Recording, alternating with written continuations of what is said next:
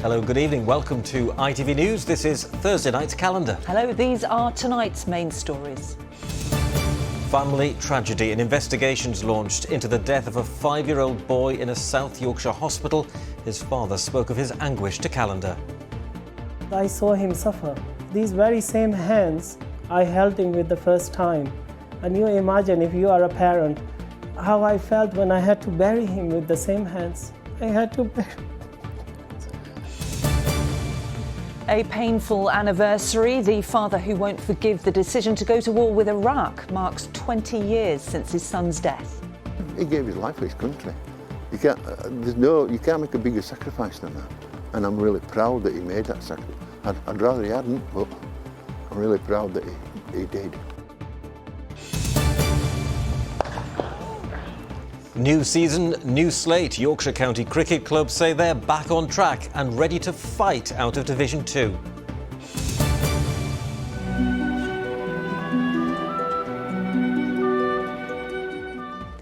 And raising the bar, how a world-famous Ukrainian ballet company is inspiring dancers of the future.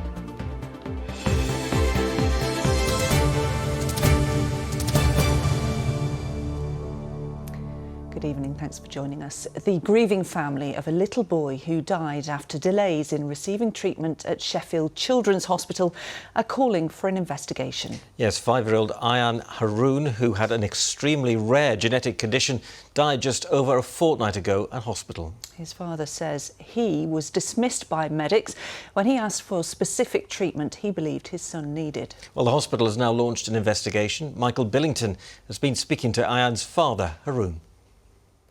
You know, he was a blessing for us, and me and his mom did everything. We devoted our whole lives to caring for him. During his short life, Ayan Haroon endured months of often painful treatment, but did so, his father says, with a smile on his face. He and his 12-year-old sister believed to be among as little as 20 children nationwide with the rare developmental condition known as HACE-1. So I had a lot more knowledge than a lot of those medics. I'm not a doctor, but I knew from experience, 12 years experience I've had of a child who's had this condition. But when Haroon took his son to Sheffield Children's Hospital struggling to breathe earlier this month, he says he was dismissed when he pleaded with staff to drain fluid from Ayan's lungs, which he remains convinced he badly needed.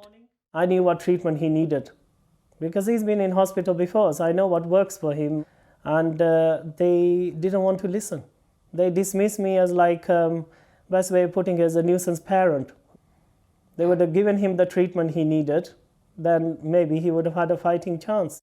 8 days after being admitted to hospital, Ayan's condition had deteriorated so badly, his parents were faced with the heartbreaking decision of whether to switch off his ventilator. You know, when it's the hardest thing, when it's your child. But we knew he'd suffered so much that we didn't want that suffering to continue.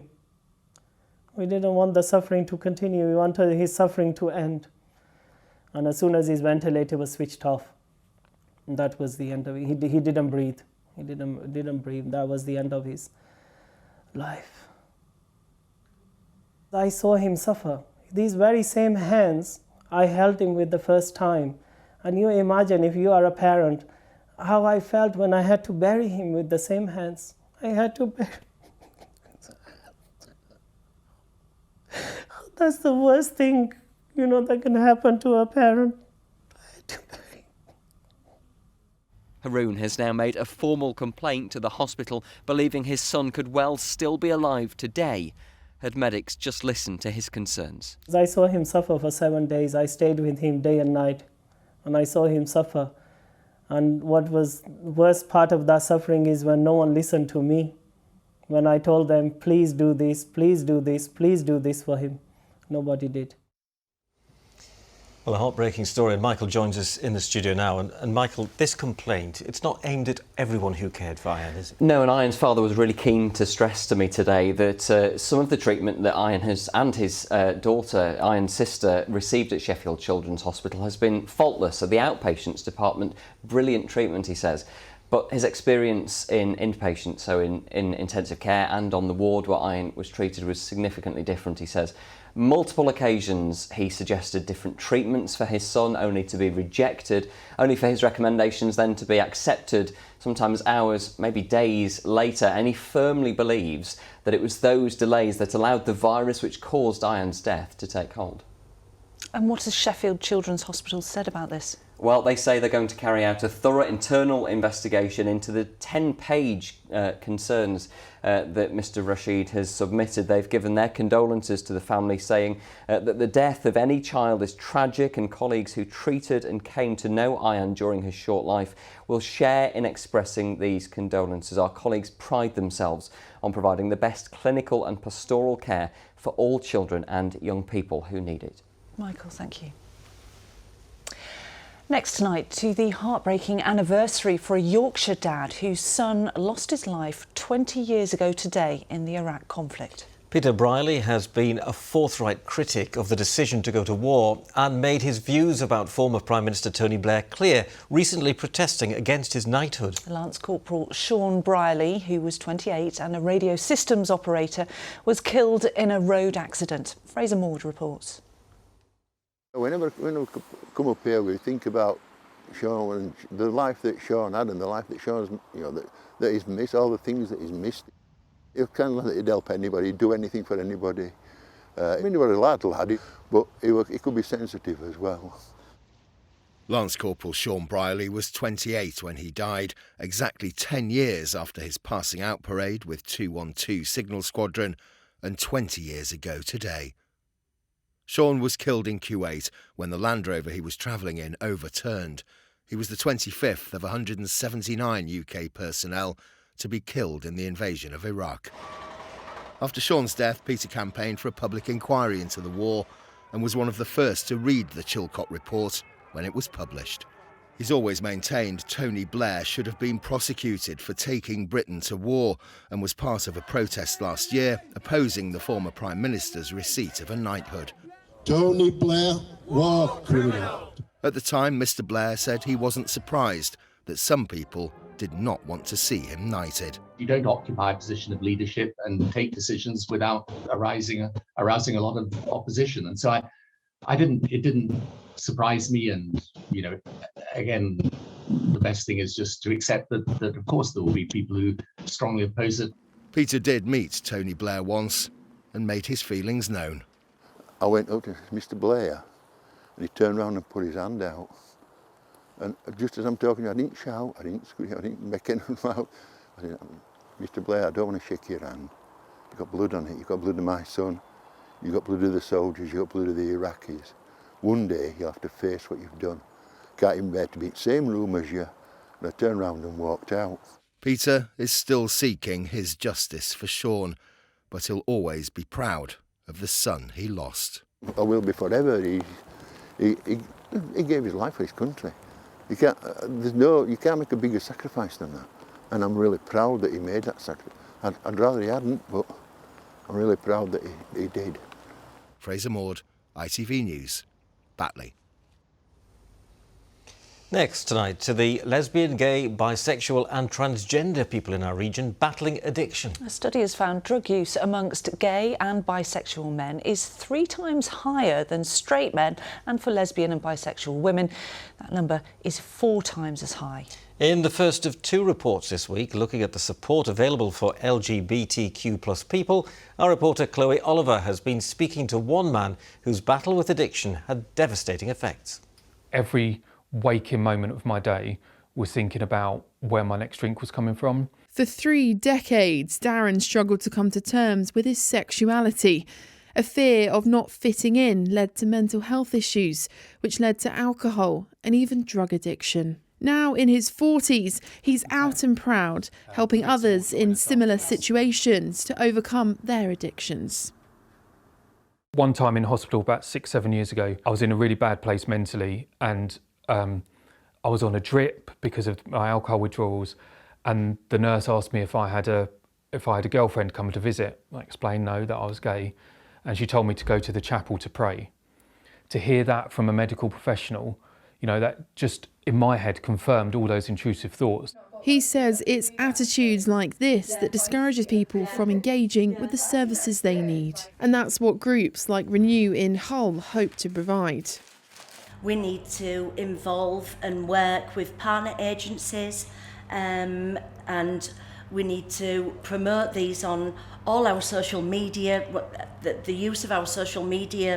Darren's experience is common, which is why more addiction charities like the Forward Trust are offering tailored help for the LGBTQ plus community. Sadly, in the LGBTQ community, experience of discrimination, people much more common than you think, about people worrying about coming out to family, to friends, to communities. That trauma's deeply associated with what happens next, potentially using substances or behaviours to deal with that trauma. There's no shame or guilt. Nobody can change who you are. Seek support from whoever you can seek support from. Confide in somebody. It's always important to have somebody to confide in. But I would tell my younger self, it will be okay in the end. You've got some tough times coming, but it will be okay in the end.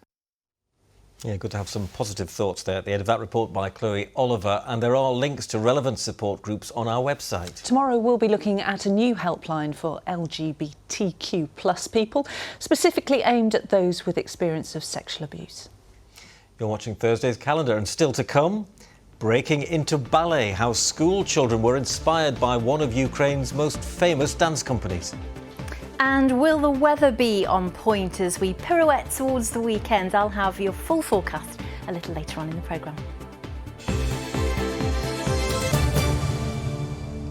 But first, fire chiefs have condemned a man who filmed himself on the top of a moving fire engine in Scarborough as reckless. The video was posted by a TikTok user yesterday. North Yorkshire Fire and Rescue Service said it could have led to serious injury. The man initially refused to get down and was verbally abusive to the crew. 2 men in their 20s have been arrested. OK, let's get some sport and excitement's building ahead of a new cricket season.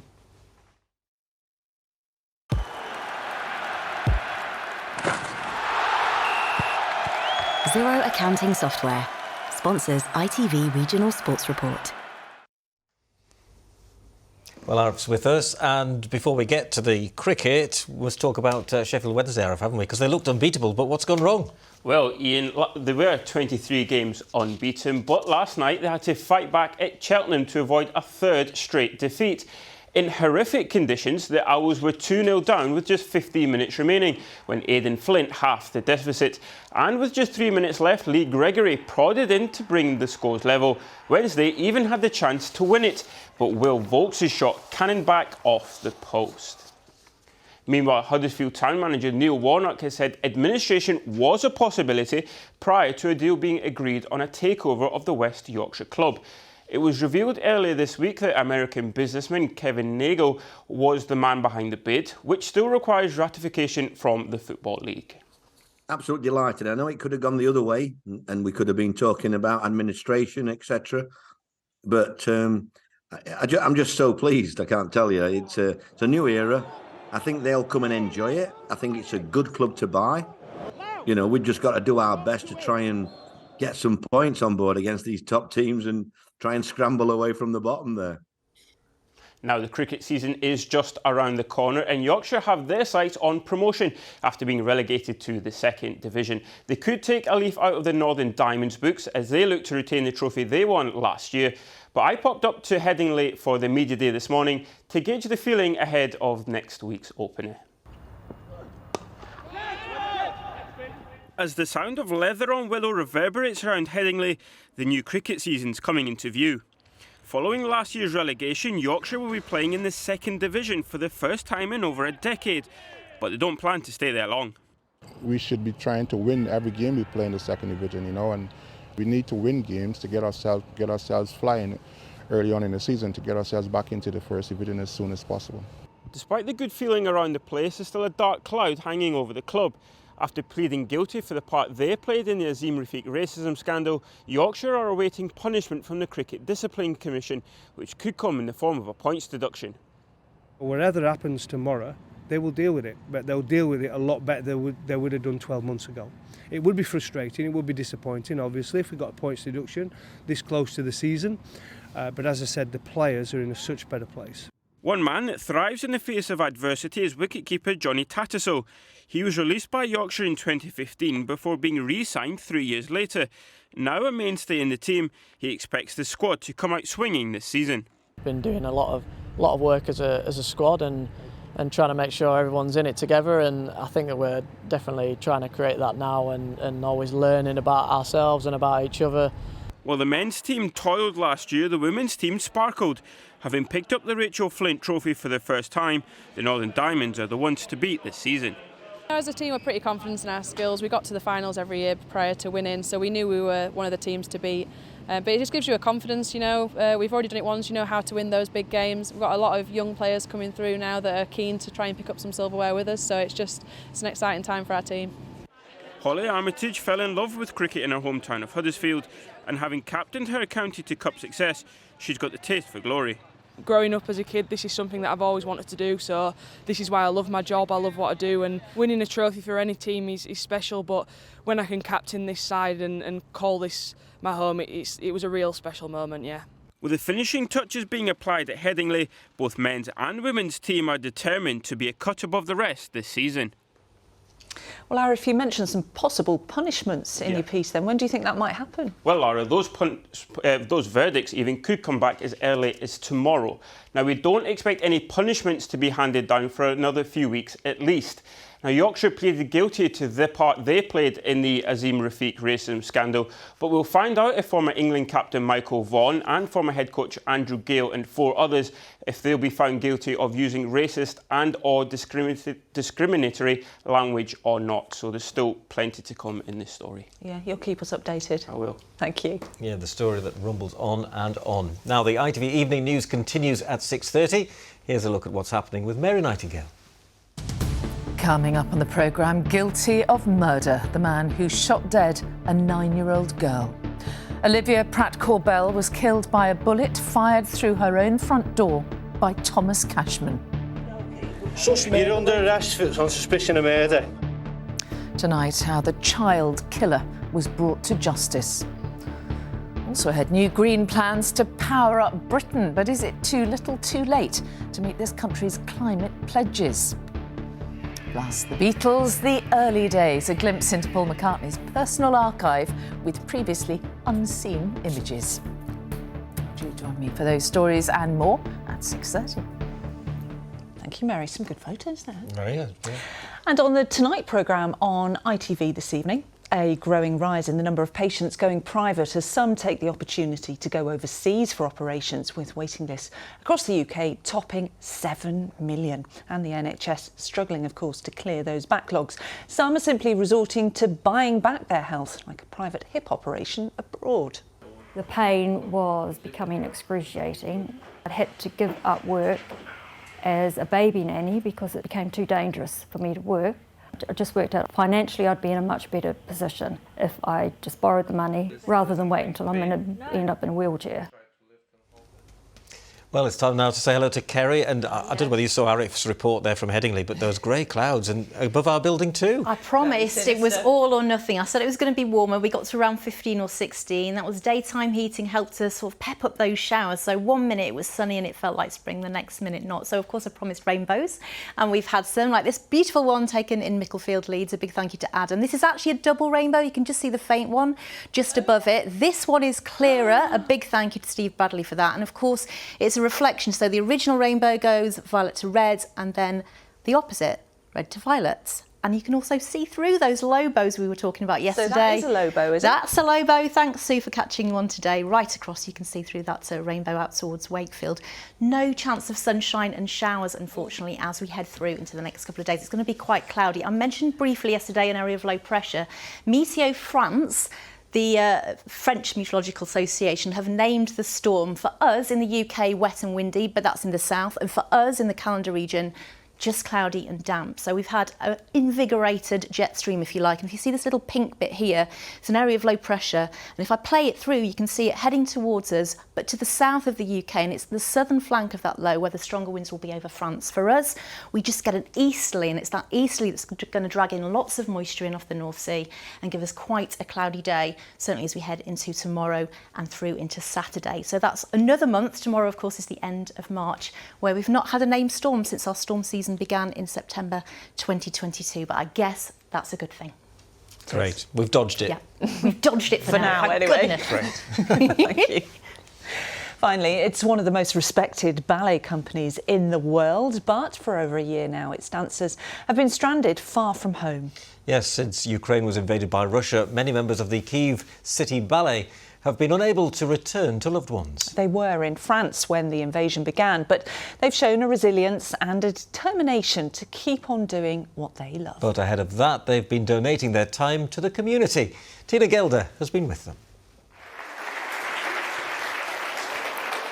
Thank you. Hello, everybody. Hello, everybody. My name's Katya, and these are some of our dancers. We thought we'd spend a little time telling you about how we start ballet, how children like you at your age come to the ballet school and they become dancers.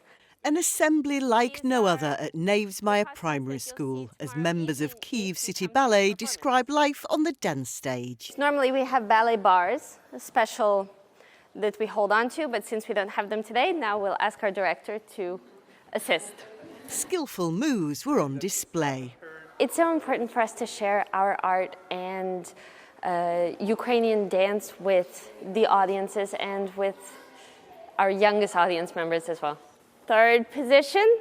And this young audience was Second indeed position. entranced. What was your favourite part? When they did the splits. And what about you? And when they did the dances. What did you like the best?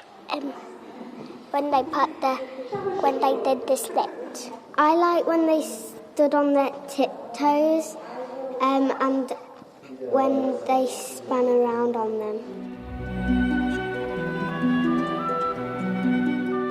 The company was in Paris when Russia invaded Ukraine last year. Many of the dancers have been unable to return home, so they have been touring throughout Europe. How does dancing help? When we are on the stage, we forget about everything. We live another life. We going through another lives. We go through another characters on the stage. We share in the love of Ukraine, the love of the strength of our souls from the stage with the audience. And so far they like it. They certainly like it in York. This is the company's second visit in less than a year. Tonight, once again, they'll perform at the Theatre Royal. It's been a community effort to get them here. We had such a great event with them last year, and to have everybody pitch in again across the city to provide transport and hotels, food donations, has just been really, really heartwarming experience, and we're really excited to have them back again. Perhaps not quite as excited as the children at Knavesmire. I think they're going to come literally dancing out of this stage. They'll be doing pliés and arabesque moves or whatever balletic terminology they've learnt. I think they'll follow it out into the playground. I think if we go out at playtime, they'll all be doing their own balletic moves. The hope from the Ukrainian dancers is to bring joy and to inspire. I'd say job done. Tina Gelder, ITV News, York. Oh, how lovely. And they'll all be trying out the splits tonight, won't they? I might try the splits. Given the weather. Maybe not. They're at the Theatre Royal in York tonight. Yeah, York tonight, that's right. So let's get the weather then from Kerry, see what's happening. Good visibility on the horizon. TUI sponsors ITV Yorkshire Weather. Hello again. So it was a bit of a mixture across the region today. We had some lovely sunny spells, especially first thing this morning, but the showers did get going, and yes, some of them were heavy with a rumble or two of thunder in there too. Disappointing visibility-wise as we head into tomorrow and Saturday. Cloudier skies. It will feel quite a lot colder without the sunshine, especially out towards the coast with an east-northeasterly breeze, and then outbreaks of rain and drizzle at times, so quite damp at times too over the next couple of days. So this was the story so far today. Those brighter breaks initially and then the showers getting going from the southwest. That system that's heading towards France staying to the southwest for now, but it will bring us some cloud as the night progresses. So initially dry with clear spells, but cloudier with a higher risk of some showery outbreaks of rain, especially down south towards parts of South Yorkshire. Misty and murky here as well. Poor visibility as we start to get that easterly flow as we head towards dawn. So not the prettiest of days to end the month of March tomorrow. 6:43 and 7:39 are your sun times. So tomorrow, lots of cloud around, misty and murky over the North York Moors, the Pennines, some low cloud too. That east and northeasterly really pegging back the feel of things as well. It will feel cold, the lack of sunshine, and there will always be the risk of some rain and drizzle into the afternoon. On the thermometer into double figures, but probably feeling more like single figures, especially out towards the coast. Then as we head into the first half of the weekend, this front stays to the west, but plenty of cloud coming in off the North Sea. So again, generally cloudy, a damp feel to things, feeling colder, but hopefully a little bit drier and a little bit clearer Sunday into Monday, but still on the chilly side of average, especially by night. TUI sponsors ITV Yorkshire Weather. So there you go, no storm for us as such, but not much sun either. Not time to put the coats away just yet, is it? Not yet, no. It's nice to know we've dodged the storm though, Kerry. Definitely. That's all from Calendar for tonight. Thanks for watching. Lara's back after news at 10, and we'll see you tomorrow night at 6. Have a very good evening, won't you? Good night. Thanks for watching. Bye-bye. Bye.